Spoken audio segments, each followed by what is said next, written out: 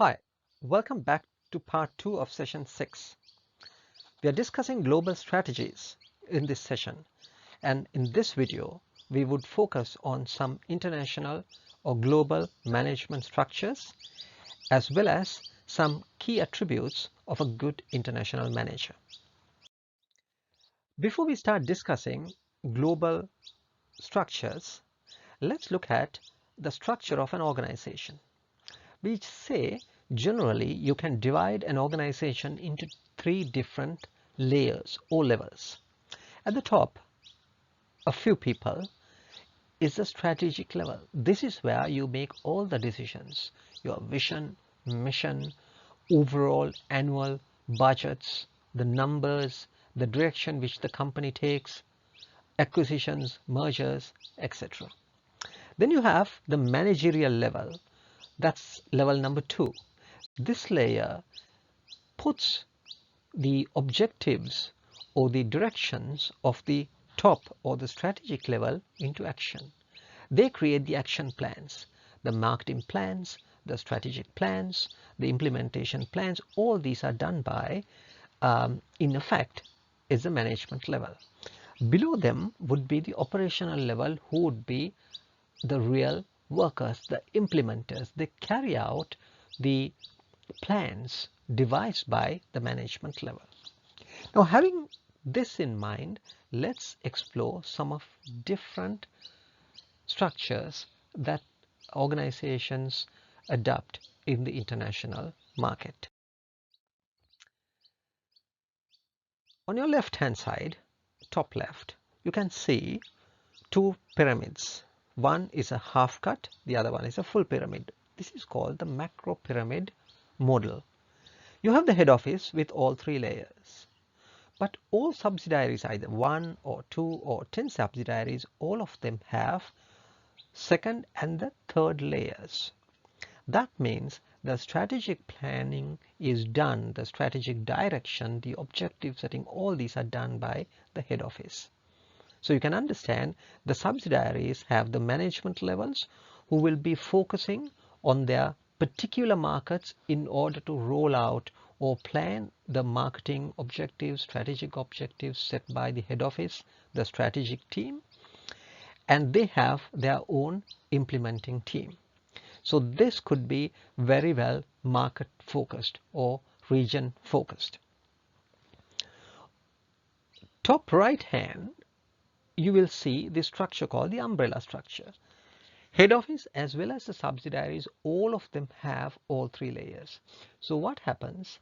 There could be direct reporting and the complex reporting system in this, where the subsidiaries, say for an example, the strategic management team of a subsidiary directly reports to the strategic management team or the top team of the head office. Likewise, it could be having matrix or multiple reporting lines within the management layers, head office and subsidiaries, or even operational levels. So here you have more autonomy, more freedom for the subsidiaries to have their own strategic directions based on the main strategic directions or objectives set by the head office. So you will see that they are more culturally focused, or they can take many more independent decisions.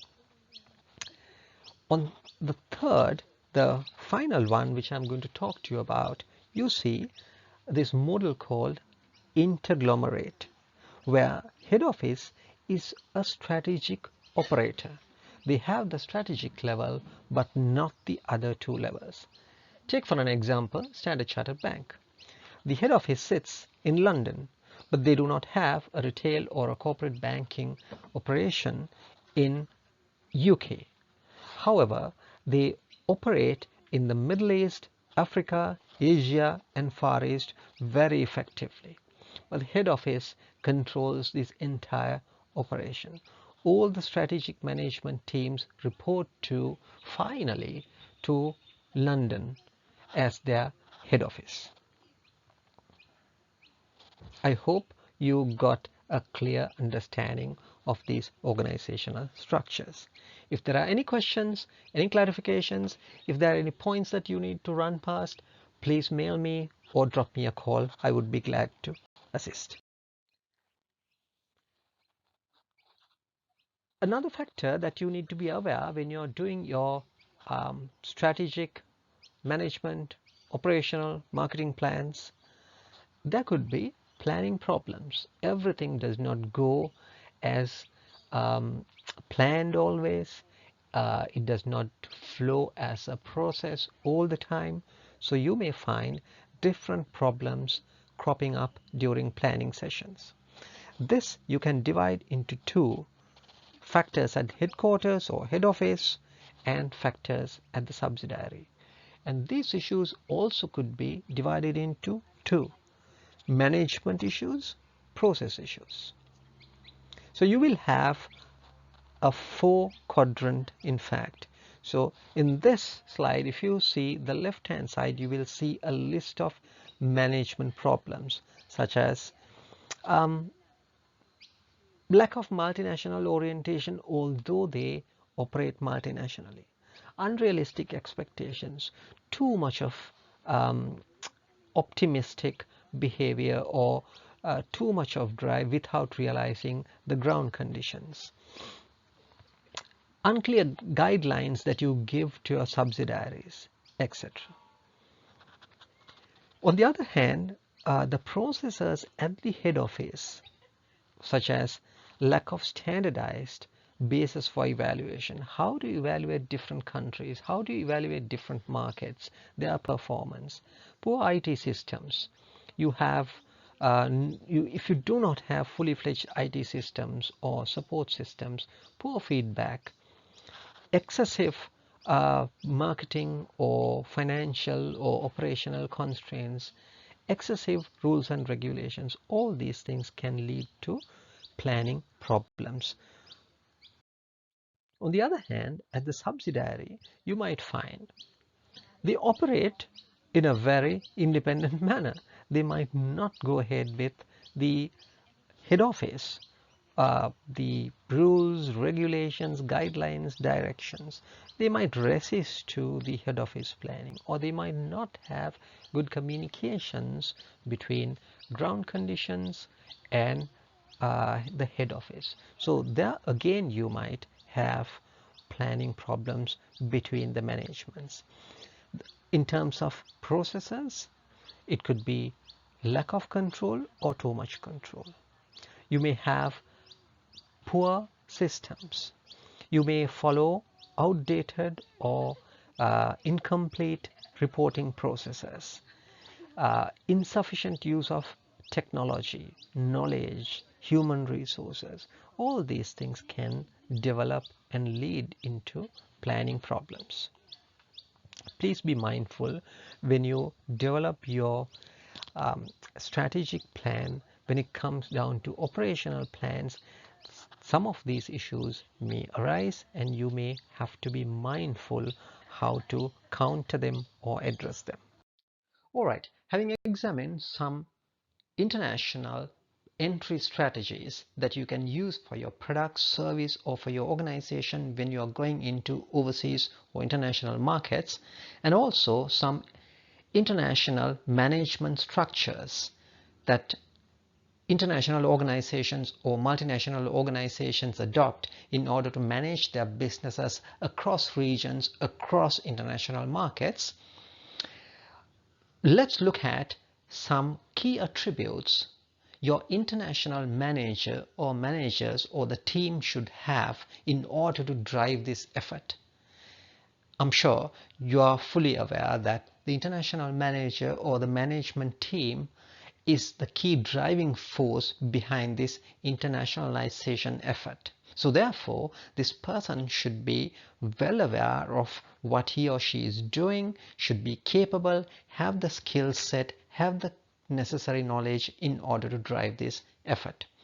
According to Wills and Barham, a good international manager should be able to solve complex situations, be able to cope with cognitive complexity, the international market will always have very complex situations with suppliers, markets, customers, competitors, lawmakers, the other governing bodies, socio-cultural organizations like environmental groups, etc., etc. There'll be a lot of complexities that he or she may have to face.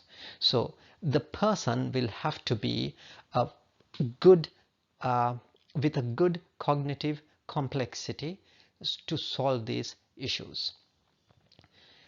This person should have, very critically, cultural empathy. By that we mean the person should be able to understand the local culture, be tuned to the customs, rituals, behaviors, and to the local market in order to understand and reciprocate accordingly. Also, this person, regardless of the age, should be able to show maturity, be mature in order to tackle these problems, take decisions, use the available information, and make sound financial and other business decisions for the organization. Therefore, what am I trying to in fact tell you? That if you are the international manager, it's very important that you develop these capabilities, skills, attributes. If you're not, let's say you're a CEO or a GM who is driving this international effort, you are trying to recruit an international manager, these are the attributes that you would be looking for. All right, then let's close the session with a few questions that I have put down for you. I know you will not have the opportunity to discuss this in a group, but try to sit down and spend few minutes pondering over this. These are the types of questions that you will face in the exam. I told you that I will be giving you some guidance, some hints, some direction. Well, we went through all these areas. You should be able to remember these now. If not, do a quick revision, quick listen to the previous videos, and try to put down some notes under each of these questions. All right. If you have any questions, clarifications, I'm telling you again, please feel free to contact me either through mail or drop a call. Thank you very much.